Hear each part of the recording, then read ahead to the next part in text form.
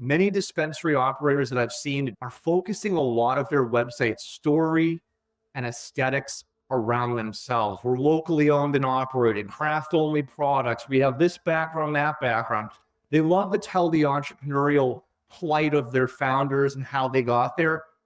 I hate to say it like this, but it is the absolute truth. Those are not great buying signals for your customer. Honestly, you want to try to cater to the lowest common denominator of shoppers. And I look at demographic data, I look at pricing data, and that's focused less on the journey of your entrepreneurs and founders and more on how to make a more convenient shopping experience for your customers. And cannabis has its work cut out for it.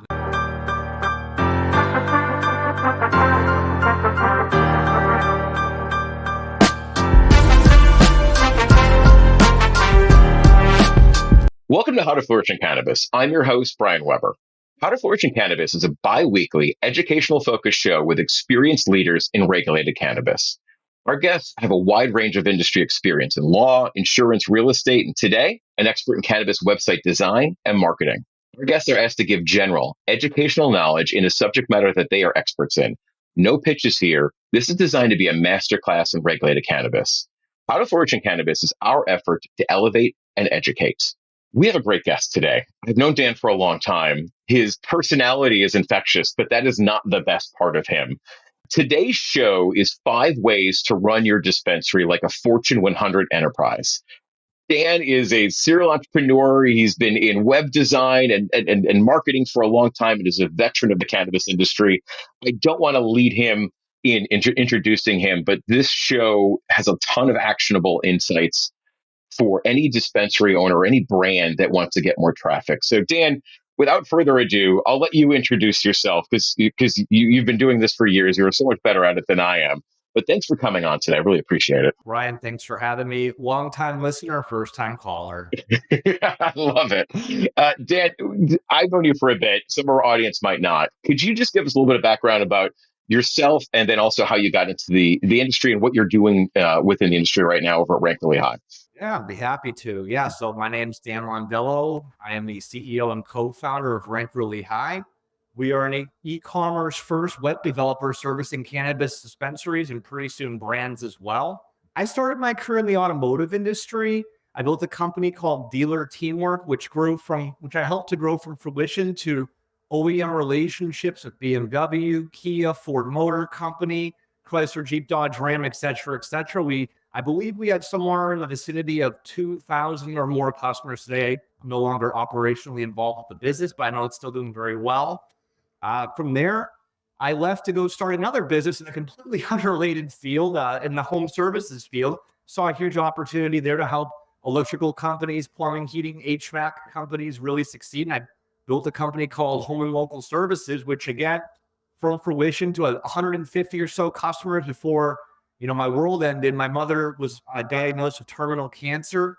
I had been living out in Minneapolis at the time. When something like that happens, you drop everything, you go to be with your mom, and that's what I did. And through a series of events, I ended up leaving Home and Local Services. And back in 2018, I had been eyeballing the cannabis industry. I remember this very vividly. I tell the story often. I'll tell it again here. I was in a meeting at Dealer Teamwork talking about Facebook marketing. And I was just on Facebook watching all of my friends lining up around dispensaries here in Massachusetts, where I was born and raised and now reside again, lined up to buy legal cannabis from the dispensaries that just opened. And I was like, this is so cool. I can't wait to go back home for Christmas break and buy some legal weed. And then I did a little bit more exploration. I went on some of these websites for some of these businesses, and I was like, oh, that stinks. We're using iframes. The websites made no sense aesthetically. And I remember the day exactly. It was November 20th, 2018. That was the day that Rec Sales went online with Massachusetts. That was also the day that I registered the domain rankreallyhigh.com. I had no idea what I would do with it, but I knew I would do something with it at some point. And April of 2021, we registered, myself, my co-founders, we registered that business, formed an LLC, and went off to the races. But a little bit more about me. I'm a 3-time Google Premier Partner, 3-time Microsoft accredited partner, basically accredited or certified in almost every single digital platform out there that makes sense for advertising. For Rank Really High, I also had a websites, which is what we're really well known for, we do a lot of other really cool shit as well. We do digital advertising on and off of the website. We collaborate with brands. We do co-op. We do co-marketing. I mean, we're trying to emulate an aesthetic that you would see from a big box retailer and bring that knowledge and know-how to cannabis operators who, by and large, usually do not have that expertise, do not have that retail background. I want to help. And that's really what I think we're here today to discuss. And as the maturity of this industry and the tech that supports this industry is growing, just full disclaimer, Rank Really High and Flourish are partners, and we're very excited for that partnership, and enabling our, dispensary clients and having like a really world-class website that actually delivers results for them. So that's why I wanted to have on Dan today. But this is not a sales pitch for Flourish or Rank Really High. What we're going to be offering today is really, I asked Dan, I'm like, I need top 5 things dispensaries can do with next to zero interaction from anybody to really elevate their website. So this is general advice. If you're just watching from not a relationship with Rank Really High or Flourish at all, these are some general things, some general knowledge that you guys, our audience can do today to really elevate their website, their traffic, their brand, positioning and wherever else. So let's kick it off. Dan was very generous. He's got a great pitch. If you have the luck to see him at any of trade shows in Minnesota or around the United States and all. One of the things, the initial one that was on this was like kind of obvious. Let's do 101 things. Understand customer behavior and build a website around that. Let's talk about that. Let's unpack that one. That's your number one on your list. That should be the number one on every dispensary owner's list, is how to figure out who my customer is and cater an aesthetic around that. I'm going to say some things that are going to be a little bit controversial today, but know that they come from the heart and from a general sense of wanting our dispensary partners and also people who are just competing in cannabis to do better. Cannabis is a very odd bird. I'm going to just put that out there right away. I'm not sure where this trend came from, but it probably needs to be re-examined. Many dispensary operators that I've seen that don't work with us, don't work with you guys, just generally are focusing a lot of their website story and aesthetics around themselves. We're locally owned and operated, craft-only products. We have this background, that background. They love to tell the entrepreneurial plight of their founders and how they got there. I hate to say it like this, but it is the absolute truth. Those are not great buying signals for your customer. Honestly, you want to try to cater to the lowest common denominator of shoppers. And, I look at demographic data, I look at pricing data, and that's kind of where we start our story. Focus less on the journey of your entrepreneurs and founders and more on how to make a more convenient shopping experience for your customers. And cannabis has its work cut out for it in this regard. I mean, this is the only retail industry that I'm aware of that thinks it's completely appropriate to use iframes and subdomains and reverse proxies to market products online. If these were great solutions or even good ones, why do other industries not use them by and large? They use things like WooCommerce, they use things like Shopify, and they build more bespoke solutions around that. Why is cannabis using technology that limits their ability to grow? That was the first thing that we saw when we first started entering this, is that some of the technology to support the online buying aspects is a little dated. Back to the owners and the founders, no one has ever gone to Walmart.com to learn about the founder of Walmart. That's not where you go. That's not where Sam Walton information is maintained. And that shouldn't be on your website's homepage either. From what we see, Brian, about 40% of customers' first interaction with the business is through their homepage. This is your opportunity to make a great first impression. This is your opportunity to make the convenience of shopping with your dispo obvious. So knowing that most customers place orders between $25 and $50 and putting that front and center, that makes a lot of sense. I've been on a number of different websites and uncountable. You've probably been on more than an uncountable number of websites. How does a brand then differentiate itself, within that framework of like, we're here, we're craft cannabis, we're from, I don't know, Cape Cod or wherever else, or Humboldt County, or pick a place in the world. How do you then balance that of being unique versus not just a commodity that's out there in the worldplace? How do you balance those things? That is a really amazing question. How did Apple do it?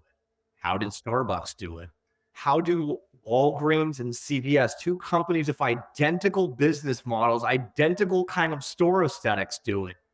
It's by creating a brand outside of just what colors you use, what your uniform consists of, or even what your website does. It's an experience you're trying to deliver on. But it's a really hard question for me to answer because while on the one hand I'm saying to entrepreneurs out there in cannabis, don't focus on yourself. You kind of have to find a way to focus on yourself through osmosis, through doing a lot of things right. So, Brian, that's a hard question for me to answer, to be honest with you. That's fine. But as we're going through this, I know everyone wants to tell their unique story and their journey and how they came to this, came to the industry and were so passionate enough to start up a dispensary, which is a very challenging thing to do. You're not texting your guy anymore. This is a storefront, millions of dollars in and branding and employees and teamworks and grows and all these other things there. So, okay. So find a balance in that one, but don't hang your hat on you being this amazing wallflower in the world, but you have to tell that brand story as well. So I'm sure you and the team could work through that. Well, let me answer your question the best I can, though. We do it through good product selection. We go back to my Walgreens and CVS example, if that's okay, Brian. Everyone in the early days of Frank Really High that I spoke to wanted to be the Apple store of cannabis, be the Starbucks of cannabis. And in reality, it's very hard to do either of those things. There are a few that can. They're called vertically integrated operators where they grow their own product, they manufacture their own products, and they pretty much exclusively sell their own product. That is pretty much what Apple does. That is pretty much what Starbucks does. The reality is most retail cannabis dispensaries out there are working in a little bit different type of coordinates. They're working the ones that CVS and Walgreens operate in. Let me tell you more about that. They both have red signs. They both have messy aisles. They both have people with red vests and white plastic name tags on their suit. And they both sell Crest toothpaste for $9.99. Which one do you pick, Brian, and why? I think I picked the closest one to me. Is a buying signal we can all wrap our heads around. Cost is a buying signal we can all wrap our heads around. If you're both selling Cresco flour at the same exact price, then there really isn't a great way to differentiate yourself. So you can focus on convenience. You can focus on a linear shopping experience. You can make a brand within doing things similar to other companies around you. That's kind of the point I'm trying to do. I hope I've done a good job of illustrating. No, you did a good job on that one. So what might be some actionable items that you might be able to give our audience today to be able to find that balance? Tell your story, be unique, but also at the exact same time, like it's not all just about the journey and the founders and the entrepreneurial vision right there. Yeah, it really shouldn't be about that much at all. There's an About Us page. You can put all that on there. So a few of the things I would recommend outside of working with us is in general, geolocation. Outside of this being one of the only industries I'm aware of that sells products online that uses iframes, this is also one of the only retail industries I'm aware of where you have actual physical storefronts. And rather than using pretty commonplace geographic location technology to figure out which store is closest to me, the customer, we're asking them to go through these long lists of stores and not have great address information and not make it very obvious which one's closest to me. You put all that burden on me as a customer. There are a number of different ways that dispensaries, especially ones with multiple locations, can make finding the one closest to a customer much easier.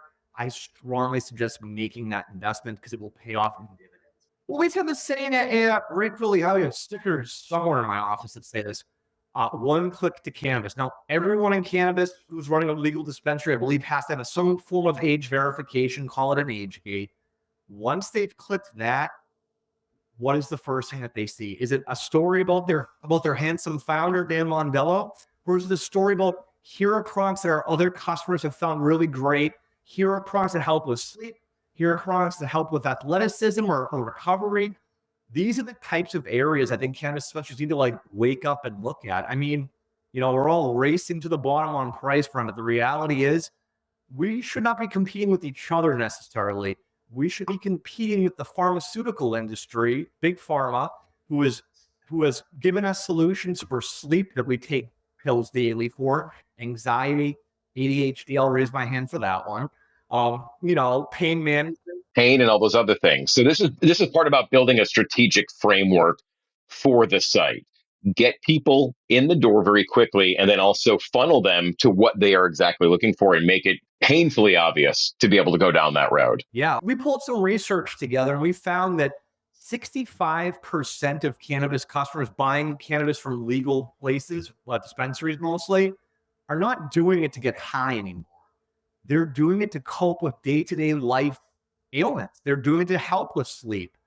Rather than focusing on how cheap can we sell this eighth of flower, why don't we focus on finding solutions that will help our customers replace traditional pharmaceutical solutions with a non-habit forming plant? That is a winning solution. Raising one on the price of an eighth is not. And you might have your promotions up on there, and we'll get to that in just a second, and your deals and your specials for those value shoppers that are out there that are the other 35% just looking to have a good time. But getting on a website and being like, we want to focus and target on these different verticals right there. I've seen few dispensary websites that actually do that. And I think the world will be a lot of place because I'm like, I'm just looking for this. Where can I get to that rather quickly?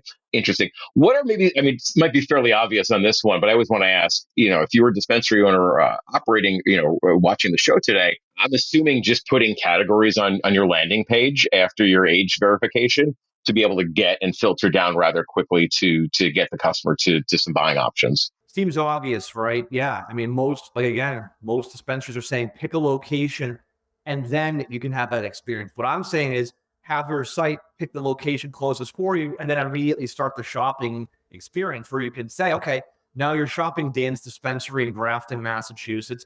Here's the things we have on sale. Here's our comparable categories. Here's our bundles. Here's our specials. Here's this. Here's that. You can orient and cater that experience to be much more desirable and impactful for the customer versus putting the burden of finding the location on them, putting the burden of figuring out what the top selling products are on them, and then making them go through a series of filters to find the least expensive quarter or eighth of flower. You can do a lot of that homework for them, and I suggest you do. And there's ways to do it with iframes, and there's ways to do it better with subdomains, and there's ways to do it with native e-commerce, which is the one I would endorse them. There's ways to do it regardless. Good. I like that. That's some solid salient advice that you can actually act upon right away for those people to reorganize the website. And that's a big, simple, but a big step and very effective. You're removing clicks like good product design. Dan, what about specials and seasonality? I know there's a lot of people who just buy on specials. They want value priced items, quality, but value price. They want to know what the deals are. Everyone loves the deals. And it's not just around 420 or 710 or Green Wednesday or pick your other weed holiday that we're going to make up next year to drive more business. But what about those? How do you manage those on a website to be able to bring good traffic there, but not make it all about the deals? I'm going to take it back to the automotive industry because I'm actually old enough now, Brian, to remember when Truck Month, I'm sure many people on the call here today or on listening in have heard of Truck Month. Truck Month used to be 1 month a year where Ford would sell a crap ton of trucks, or Chevy would sell a crap ton of trucks, or Ram would sell a crap ton of trucks. And then all of these OEMs, the Fords and the Chevys corporate office figured out, if we tell them it's Truck Month and give them a national offer of a lease or whatever, whether it's a good lease or a bad lease is kind of irrelevant. They think they're getting a deal. We're making a lot of buzz about it. Let's make Truck Month twice a year. Let's make Truck Month. Truck Month is almost every month as far as I can tell. So you could create buzz around anything. Yeah, I mean, as a dispensary, 420, you should be rolling out those 420 deals in mid-March, maybe even a tad earlier, especially if you're on native e-com. Those pages will start to rank. Those pages will start to index. And let's talk a bit more about 420. Don't just create one special for 420. Create your 420 ounce deal. Create your 420 eighths deal. Create your bundle pack. Create your buy everything that's legal dosage package. I mean, create a special for every single category, especially the top performing sales categories like flower, pre-rolls, edibles, and vapes. Those you should have specials for year round. You should always have those 4 categories at a minimum. But I would also say 420 topical deals, 420 tincture deals. I mean, that having specials consistently and having a strategy around it is incredibly important. How does season that? Oh, God, sorry. Yeah, I was actually just about to ask. I'm like, what about seasonality? Because like as you move through the seasons, there might be things. And like I'm a giant beverage fan personally, and like I drink them all year round, so like it's not a big deal. But like especially in the summer, if I'm going to a barbecue or party, to be able to pick up a beverage and being able to go with a 4 pack or an 8 pack, to mix some friends or whatever else, and bring those. Like there are natural seasonalities to some of these. What about that? And how often should a dispensary site be updating those things, and where to even put them on the website to get rank and get good traction on these as well? So, any advice there? Absolutely. I mean, I think you should be flipping out your homepage, look and feel. You should be changing that up frequently, often. I mean, you and I were just talking about both East Coasters. It's 90 degrees out last right now. I'd love to be picking up a Levy drink or a Good Feels beverage right now after work, of course, and enjoying it. That summertime is a prime time to be promoting cannabis seltzers and cannabis drinks. There's no better time. In fact, this is the time to be outside having a good social cocktail. 710, it's next month. It's actually in a couple weeks. We should be promoting oil. Like, I'm not a big concentrates guy, but I'm also not a big concentrates guy because no one's ever sold me on, like, you should check this out. It's cool. Education could be a thing we could be focusing on right now to get people excited about oils and whatnot. And we should be promoting those already. Green Wednesday, man, that starts like the days leading up to Green Wednesday. They see a giant spike. You know what else we don't talk about? Green Friday, which is 2 days after Green Wednesday. Like, you go and you have your Thanksgiving meal, you smoke some weed with your family. Friday is always a great day to sell things in this industry. We see humongous sellers every Friday. Why not every dispo in the country is not running some sort of great offer for Friday to raise those margins and cap those carts? I'll never understand, but seasonality can be, summer, fall, winter, spring. Seasonality can also be every Friday is a good day to sell something in cannabis. So let's take advantage of it. So update the website often. Keep those on maybe a scroll wheel on the top of the website, and have those prominently placed during the seasonality there. And see if your brand partners might help you, sponsor and pay for some of those as well. Oh, I'm sure they will, Brian. I feel very confident that many brands would love to be proactive and coordinate and collaborate with dispensaries that want to promote their product. I think that'd be a really easy conversation to have. Like we're kind of like leading into this one, like, like understanding what else you're doing to promote those best deals. And you had written on here, like our show notes on here, and having a top down special strategy. Can you go over like some of the more details of that as well? Yeah, absolutely. And I'll also make a link available to all your listeners as well after this. I actually have a webinar I've done on this particular topic. It's incredible. I think it's insightful. I think everything I do is insightful. We'll put that in the show notes for sure. Yeah. So top down specials in cannabis, we think I'll have a page on my iPhone that has specials on it. Mission accomplished. That is not mission accomplished. We did a really, really unique study on how big retail handles specials and how they show off their specials. I'm going to talk about Target because they are a prime example of this. So we started doing this study right around the end of Valentine's Day, beginning of like spring and Easter. So about 2.5, 3 month period. Target changed their homepage up. We lost track. There was at least 100 major changes just to their homepage over the course of approximately 3 months. So the days leading up to Valentine's Day, everything was chocolates and candy and flowers. It was pink, it was red, it was white. And then as soon as Valentine's Day was nearing an end, all those candies were still there, but they were at like a 55% or a greater discount because that stuff needs to go. They don't want to warehouse all the bouquets and stuff. They can't. There's expiration dates on a lot of this product as well. The second that was no longer relevant, they were trying to convince me to go on a spring vacation or New Year, New You was like, Easter's coming up. Don't forget about that. Passover. Here we go. Exactly. I mean, like these other companies are changing stuff up frequently and they're promoting it throughout. So having a specialist top-down strategy doesn't mean that I have a page, I put specials on it. It means I have multiple links to that specialist page in multiple areas of the navigation. It means that we have a section on the homepage that promotes our best deals. It means that we have consistent deals. It doesn't have to be something to do in the back end of an e-commerce tool either. You can literally like have sections that say flower eighths under $50 or $35, pre-rolls for $10 or less. These are not specials. These are just things people are naturally going to be looking for. Make them prominent. That is a top special strategy. Do you, I mean, for an operator who's kind of managing this on their own, like, do you get a lot of that through like SEMrush or some other search analytics to see what people in your area are searching for to be able to cater toward that? Or are there some other websites beyond that that can help with that? Yeah, SEMrush is one of those tools that I know has a lot of value. I'm not a particular subscriber to it. Where we get most of our data from is, we have great first party retail data because we're on a zillion websites across the country. So we look at that. There are other products out there. I know that Hoodie has amazing analytics on this type of retail stuff, and there's others as well. We really subscribe to those types of tools, understand where the market's going, because what I found this even in automotive as well.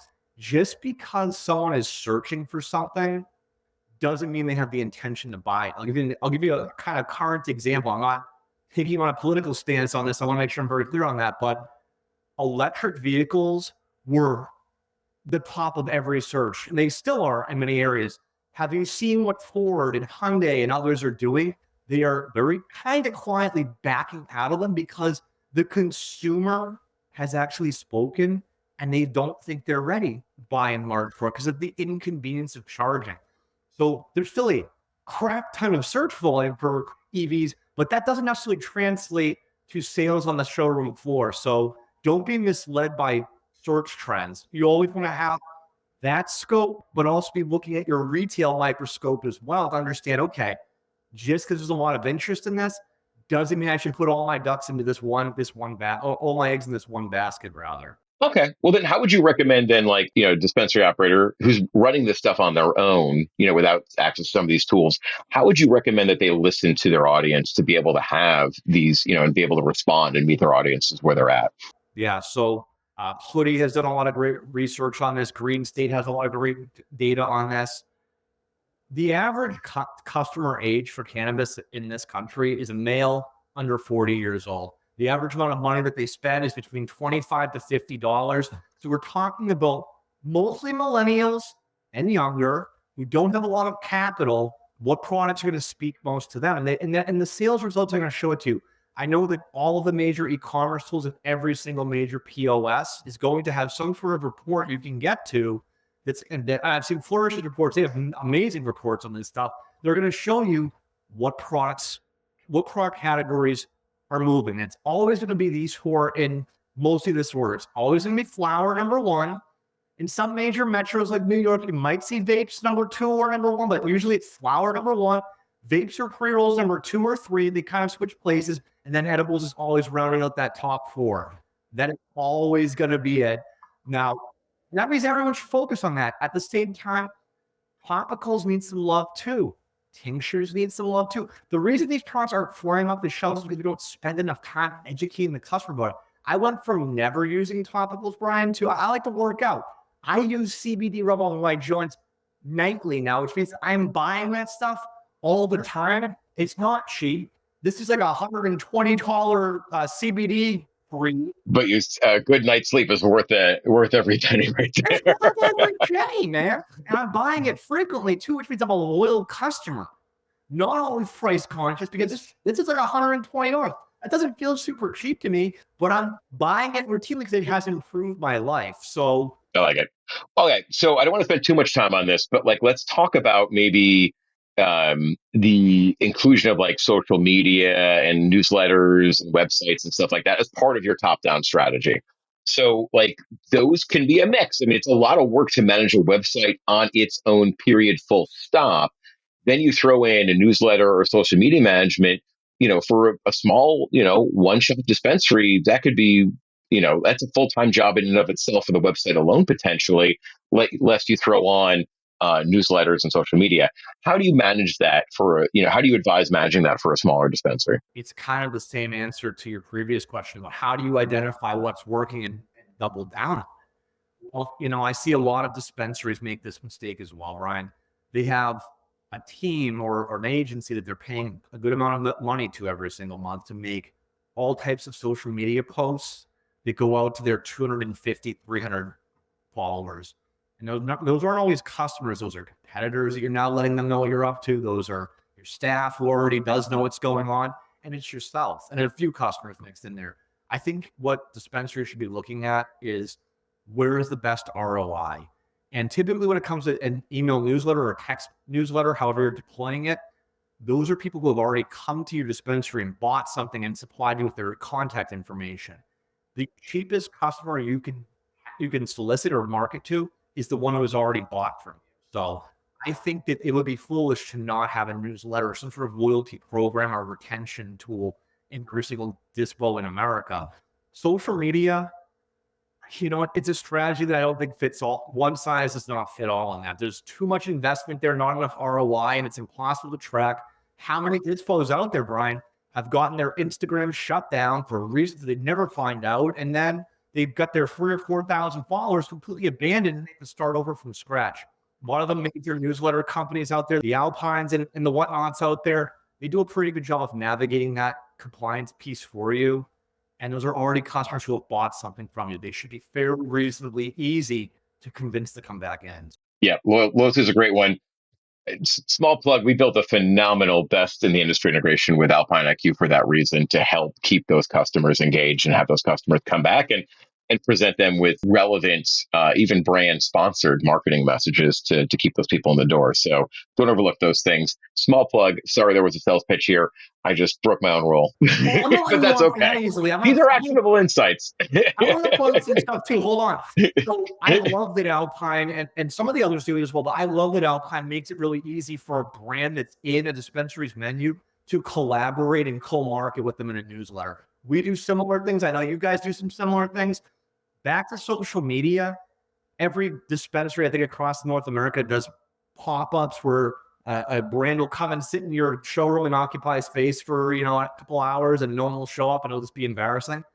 Not that always happens, but wouldn't you do a much better job promoting this if your website said, hey, PAX is coming in this week. Come check them out. We're going to have free hot dogs. Or you send out an email blast that says that. Or it's also in your social media. Or you put it in all of your marketing channels and maximize your exposure. I'm pretty sure a brand like PAX or Awana would be willing to set aside some marketing resources to help maximize that megaphone. You just have to ask. Got to ask that. Cool. So we've gone through a lot today. We got one last item on this one. And this kind of one actually kind of almost echoes back a little bit to our first points in some ways. At least I thought when I was going through all this stuff. But it's a good question because historically there's a lack of customization in some of the website technology that's been largely deployed to this date. But does your menu match your brand? It's such a simple question, but an often overlooked one. Could you give us a little bit more insight on some of the challenges you've seen with operators getting that to match? Absolutely. There's a couple big mainstay solutions out there that offer somewhat limited customization options. I think there's definitely ways to get around that, but it's fairly limited. We're talking about an industry, Brian, that goes back again to that Walgreens CVS example. We're selling the same stuff for the same price with a menu aesthetic that looks the same as our competitor. How do you stand out? You can go to bestbuy.com, go to walmart.com, go to Target or Lowe's, and put your arm over the brand bar where it says Lowe's and it has all their colors. 9 times out of 10, you're still going to be able to recognize, oh, I'm on Home Depot. It has orange colors. It has a lot of this. Or, oh, I'm on Target because it has the Target Plus members club. They do things outside of just their colors to make them their brand succinct. That's challenging in cannabis, but not impossible. But one thing that you can do regardless of what e-commerce you're on is, especially if you're vertically integrated, if you have a product you're selling at your dispensaries and elsewhere, get a watermark on there. There's a brand out in Michigan, Butter, that has their watermark on all their flour. So if they're syndicating their products through another dispensary or to a Weed Maps, a Leafly, or wherever, it says their brand name on it. So it creates this massive amount of brand awareness that they don't have to pay anything for. We did that in the automotive industry. That needs to come to cannabis as well. I like that. That's actually a really neat item. That's something you can do relatively easily. I'm sure there's AI tools that could just apply a watermark to all the images that you set without like 2 or 3 clicks. So to be able to have that done. So excellent. Anything else as far as the branding goes? Are there custom buttons and things that people should be doing? Is this part of that whole overall strategy as well? Yeah, I think I know that in some markets, in some states, you can't have a loyalty program. We've talked about some of the companies on this call, like Alpines and the Spring Base, that have ways to sign up for those types of things. brand them. You know, no one, sorry, Nick, nobody knows what Alpine IQ is who doesn't work in the cannabis like retail network. Like your customers don't even 100% know what that is. So having a page on my site that says Alpine doesn't really help. But if I was to say, Weber Dispensary loyalty program, you can brand this stuff. Alpine helps you do this with logos. Go ahead, go further. Don't just put your iframe in there and say I'm done. Put some 1, 2, 3 steps on how to enroll. Make it. What are the perks? What are the benefits? Show that up front. This is what honestly, the biggest thing, Brian. Go look at what big retail is doing. Spend some time on their homepage. Spend some time on their footer. See what they're doing and see what of those strategies you can cheaply adopt. And there's a lot. There's a ton. That is some great actionable advice to this last point and to everything else today. So just to kind of go over the points before wrapping up today, it's like understand your customer behavior and build a website around that. Build a strategic framework for the website and your promotions and specialties and your seasonality and understand those and update those. Build a top-down special strategy and see if you can get somebody else to pay for it too. Would be absolutely lovely. And really look at your website compared to some other ones that are just enterprise ones that are doing very good things, and understand if your brand is really present in that website. So those are some very actionable items that you can take right away today to help your website be better. And if you ever need any other help beyond that, I know Dan and the team at Rank Really High would love to be able to help you today.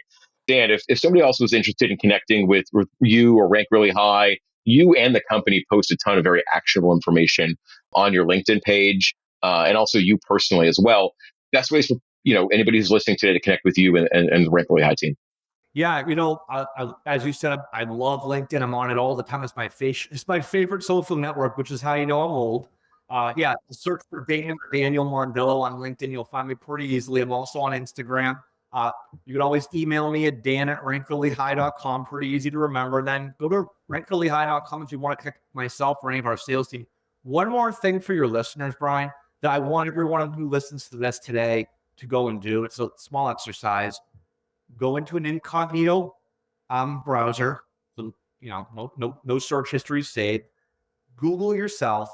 Go to your website, and then from the age gate, count how many clicks it takes you to find your closest location, and then put the number one purchased product nationally in your cart, which is a inexpensive eighth of flower. If that takes more than 4 clicks, you're in big trouble. If it takes more than 1, you're in big trouble, but if it takes more than 4, you are well outside of the industry average right now. Wow. So beyond the age gate, that should be your one and only click, and you should be having that landing page right there for your top sellers. Absolutely. I love it. Dan, thank you for sharing some wisdom today. I appreciate you, appreciate your friendship, appreciate your partnership here, and appreciate you also just sharing so much knowledge to really elevate and educate this industry, which is why we do this show. Brian, you're a gem. I really appreciate you. Wow, man.